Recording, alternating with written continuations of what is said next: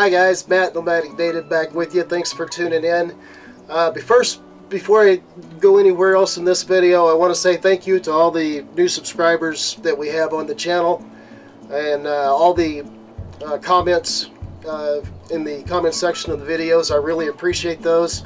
And thanks for all the folks out there who kept me from making a horrid mistake and using those linoleum tiles as a backsplash. We have found a smart tile that we like, and we'll probably be doing that sometime in the near future. Okay, exciting news. Maria is going to be in the next video, and we have some special announcements to make, and we're going to talk about our plans, and when we're going to launch, and where we're going to go, and what we're going to do, and how we want to take all of you with us. Okay, so look for that next video. We're probably going to shoot it on Saturday. That's 2 days from now. And okay, next thing. This is going to be kind of a long video. In this video, I'm going to show you our entire solar setup, and going to talk about how you can save some money doing it. A couple different kinds of solar setups you could probably put in. For a lot of you, this is going to be old hat, but keep in mind that a lot of people are probably just like we were. They're looking for videos to teach them how to, or not to teach them, this is not a how-to video, but to show them kind of how to get started with solar in their RV. Okay, so I'm going to talk about the easy way and the not so easy way, or to better term, give a better term to it. I like to call it an integrated solar power system and a non-integrated solar power system. And what I mean by that is a system that is non-integrated doesn't go through the power panel and put power out to the outlets in the coach. A non-integrated system is has an inverter somewhere in the coach, and you just plug whatever you want into to run into the inverter. That's probably the easiest way to go, most likely the cheapest way to go, but for us, we wanted an integrated solar power system, and that's what I'm going to show you today. You've seen in our other videos, we don't plug anything into an inverter. When we want to run something on solar, we just turn the inverter on and then use the regular outlets in the coach. All the appliances have power, everything's powered up. That's because the system that we installed is fully integrated into the coach and puts all of its inverted power into the regular power panel, just like the generator does, just like shore power does. So that's what I'm going to show you today. I'm sorry this video is going to be so long. Hang in there with me, and I think maybe I can give you some pretty good information. Keep in mind, I am not an expert. I started just like everybody else, watching videos, reading forums, and just winging it, okay? So if you see something that I've done and it looks, you know, crazy, don't do the crazy things that I do. Just don't do it, okay? So let's get started. I want to show you, first thing I want to show you are the panels, solar panels, and to do that we got to go up there. Okay, these are our three 160 watt panels for a total of 480 watts on the roof, and they're really dirty, and I'm gonna clean them up right now. So now we got three much cleaner 160 watt panels on the roof for a total of 480 watts. But what happens when we're parked in the shade and these panels don't get sun? That's what I'm going to show you next. Okay, these are our ground mount panels. This one is 120 watts, and it's commercially available. You can buy it online at Amazon, I think it is, and I believe I paid $235 for it. This, you may recognize, is the Renogy 200 watt kit. And you can see that I put hinges and hinged the panels together. I put a handle, and I put a screw here and a screw on the other side. I use basically a rubber band wrapped around the screws to hold the panels shut when I shut them. What you get in the kit are the two panels. They come pre-wired. You get MC4 connectors. You get a 30 amp charge controller, and you get these two jumpers. Okay? With this type of setup, and just about any 30 amp charge controller I've ever used, you have to connect the charge controller to the battery bank first. Okay? Now on these MC4 connectors, if you've never seen these before, what we're doing is both positives connect to this one, both negatives from both panels connect to this one. There's no way you can hook this up incorrectly. This is the negative wire from the on the solar panel side, and it cannot connect to the positive cable from the panels. It can only connect to the negative. And it's the same thing over here. Okay? So all I do when I set these up is I go over and I connect the charge controller to the battery bank. This wire and these clips did not come with the kit. I had to get those myself. Sorry I'm bouncing you around. Black goes to black.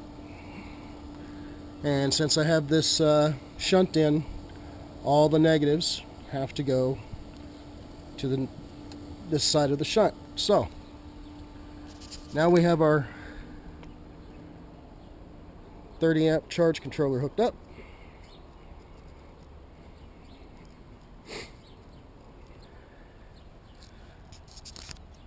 We got a red light. It says we're on flooded batteries. That's good. And we got a battery light.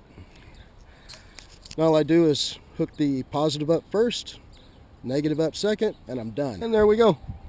All done. That's all I have to do.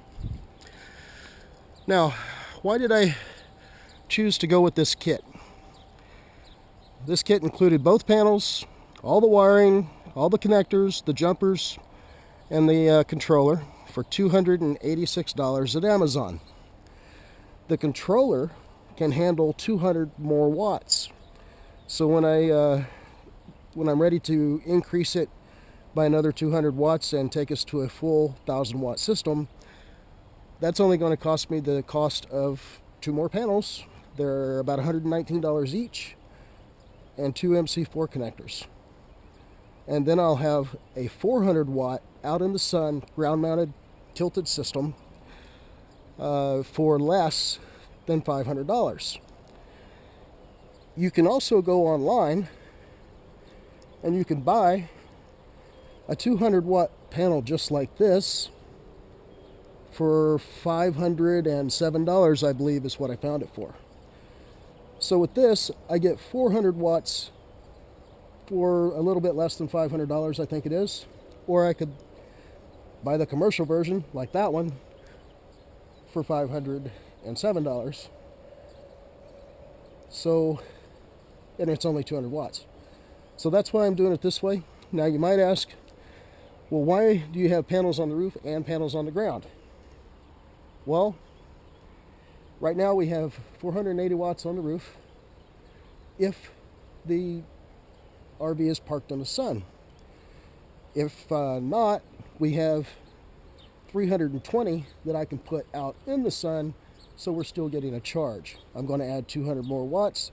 That's going to give us 520 that I can put out here in the sun, 480 on the roof. If we're parked in the sun, we have 1,000 watts total. If not, we have 520 out in the sun. That's why I did it this way. So, if you have any questions, leave them in the comments below. Works great, okay? Works great. And what I'm going to do, you remember the when I was installing the composting toilet and I put the flange in the wet bay, I used a silicone adhesive. I'm just going to put some silicone adhesive on this and probably stick it right to the back of this panel, and that'll be it. Then I'll set this one up just like I just set it up right now. Bring out the other 200 watts, set it right beside it, plug it all in, and there you go. The panels on the roof come to this charge controller first before they go to the batteries. And now I'll show you where it comes in to the batteries. This is the meter that is that runs off the shunt that's in the battery box, and I'm going to show you the battery box now. But the reason I'm showing you this now is because I want you to see this charge controller. The panels on top come to this charge controller first, then they go to the batteries. To get here, I brought it down through the refrigerator vent, and it goes behind all of this to the charge controller, and then back behind the microwave, down the wall, and over to the battery bank. Okay, a quick explanation of our battery bank. What we have are 6 Trojan T105s producing a 12 volt 675 amp hour battery bank. All of the incoming or charging and outgoing lines are connected to the positive over there. All of the negatives are connected to this side of the shunt. This side of the shunt is connected only to the negative side of the battery bank. This has all the negatives for incoming and outgoing power. This is the negative coming from the panels up top. Positive coming from the panels up top is over here. When I hook up you saw previously when I hook up the ground mount panels, negatives connect here, positives connect over there. This big cable that you see going up into the coach here is coming off a positive and a negative side of the shunt, and it goes up to the 3000 watt pure sine wave inverter, and we'll go in and have a look at that now. Okay guys, I hope I have enough light in here for you to see. Those two big cables that I just showed you down in the battery bank come up through the floor and attach to the back of this 3000 watt pure sine wave inverter, and that's where this inverter gets its power from. If this were a non-integrated system, it would end here, and anything that we wanted to run in the coach, we would simply plug into this outlet. A lot of times people will plug in a surge suppressor with a lot of outlets on it, and they'll run that into the coach somewhere and run extension cords over and plug everything in. And that's fine, it works perfect. It's probably the cheapest way to go. But that's not how our system works. This cable coming out the front of the inverter is the power out, and that's going to over here to the smart switch. Okay. Now the other part of the system, the 12 volt side, is this 75 amp 4-stage battery charger that came with the kit and replaced the converter charger that was in the coach from back in 2004 when it was built. That is the 12 volt bus bar. Those 2 green wires and the 1 black one that are coming out towards us go to the back of this converter charger. I hope you can see it back there. And when I replaced it, of course I didn't know anything about converter chargers or nothing, but when I replaced it, all I did was hook up the wires to the back of this one the same way they were hooked up to the back of the old one, and that's all I had to do. Screw it down to the floor. Okay, so where does this thing get its power from? Well, You can see that other wire going across the floor there, this one, and it goes through the wall and it plugs in right here, and it's plugging into the smart switch. Okay, now I installed everything up to this point, the whole shooting match. Okay, even connected this box, the smart switch, to the wall here. So everything was hooked up to this point. Then I hired a local electrician, and he came in and hooked up the wires that go to the coach's panel. Okay. And I don't know anything about electricity. I had no idea how to hook that thing up to the panel. So I just, hired a local electrician. He came in, took care of it. He also checked over the system, how I had everything hooked up, made sure that, I hadn't hooked up something wrong. And when he came to do this, guys, he didn't do it right away. He came in and looked everything over. He took the instructions home with him overnight, and then he came back the next day, looked over the system, made sure everything was hooked up correctly, and then he wired this box, or this switch, into the coach's power panel. Okay. He was just a regular journeyman electrician working on houses that I happen to know, and there was nobody around here that does solar, so I installed everything myself, and he came in and hooked it up to the power panel. And so when I come over here and turn on the inverter, everything in the coach works. All the outlets, all the appliances, the entire coach is powered up. So that's how it works. Now, if this isn't old hat to you, and you've happened up on this video and you have quite a bit of solar experience, you probably caught something that is really important in how this kit is engineered. Power from the inverter is going over to the switch. The converter charger is plugged into the switch. Okay? If power was coming from the inverter into the switch over to the panel, and power was also coming over to the charger from the inverter, the charger would be charging the batteries while the inverter was draining the batteries. You'd have a great big loop there, and you'd destroy your battery bank.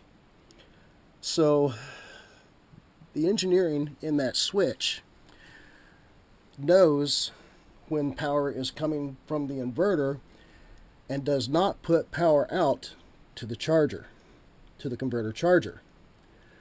The only time the converter charger gets power is when the generator is running or when we're plugged into shore power.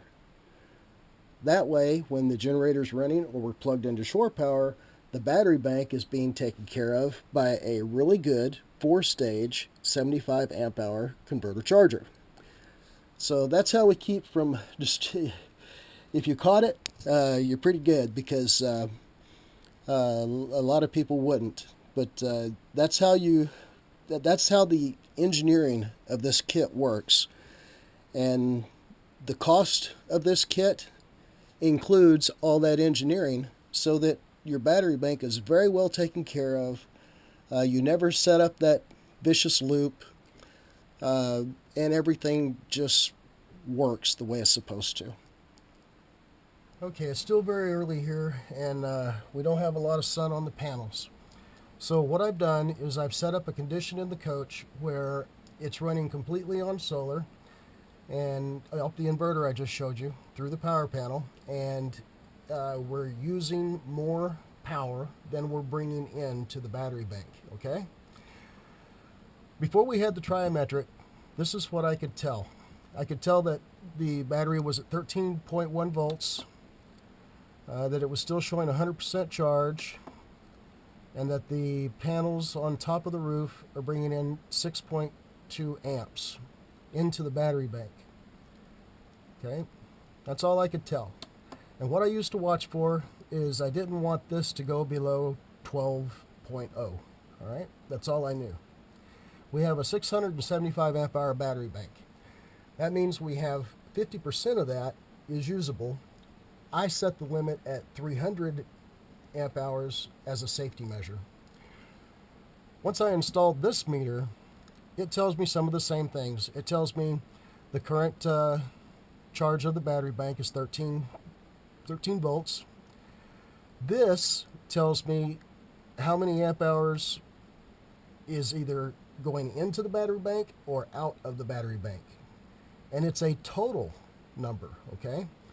You see, the top panels are saying 6.2 amps. The panels outside are capable of bringing in about 15 amps.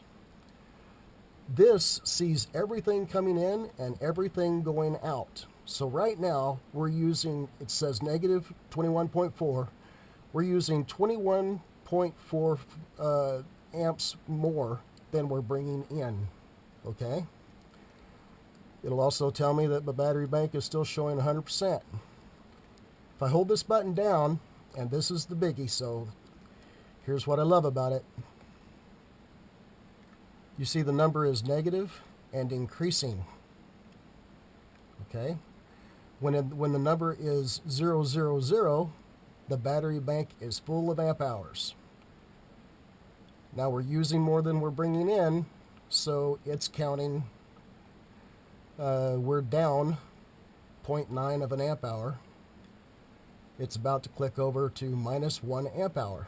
So when we're out there boondocking, this is like a gas gauge for the battery bank. Okay, we just watch this.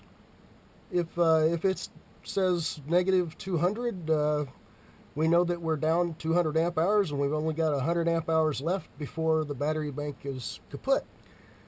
Of course that never happens because we have a big battery bank, but you get my meaning, okay?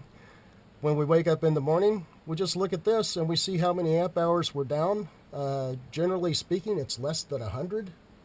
And the sun comes up, gets on the panels, and then this number starts counting back down to 0. And once it hits 0, the battery bank is, we have 675 amp hours in the battery bank.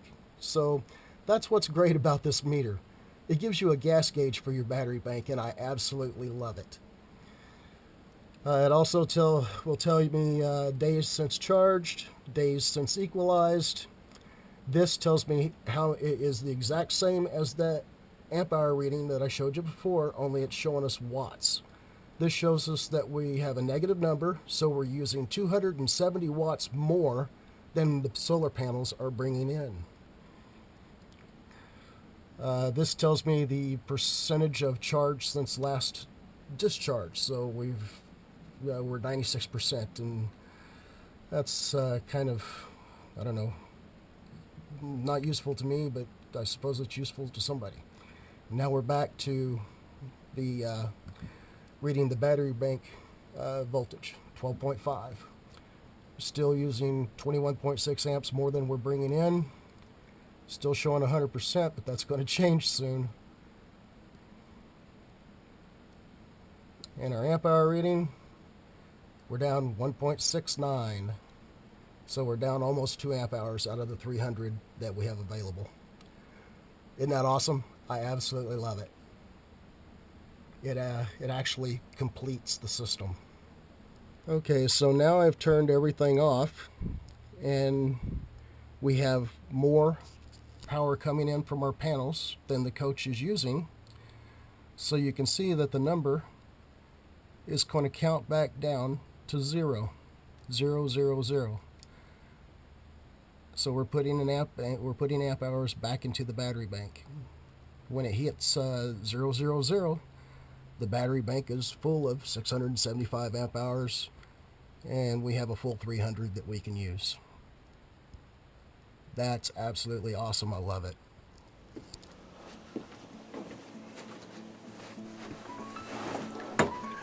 Well, so that's it. that's our solar power system. We've got 800 watts total right now. I will be adding 200 more watts to those ground mount panels to give us 1,000 watts total. So we'll have 1,000 watts if we're out in full sun, or if we're able to get this sucker parked in the shade in the really hot summer months, we'll be able to park this in the shade, stay a lot cooler in here without using so much power, and we'll be able to put the other panels, it'll be 520 watts total, out away from the coach where there is sun. Okay, so that way it helps, we have power coming in one way or the other. All right. If you've ever wondered what I've shot my old videos with and what I've shot some of the scenes in this video with before I got the new Canon camera, it's this right here. It's the Ion Camo Cam. That's what I've been using. Now I have the Canon camera, and we're going to upgrade cameras before we take off. Again, really excited about the next video. I hope you enjoyed this one. I hope you got some good information out of it. If you have any questions, leave them in the comments below. I will get to you, I promise. Please look forward to the next video. Maria's going to be in it with me, and we have a lot of stuff to tell you, okay? Thanks for tuning in, guys. We really appreciate you watching. If you haven't subscribed, we invite you to subscribe and follow along. If you have any questions or comments, please leave them in the comments below. Thanks again for watching the video. We'll see you soon.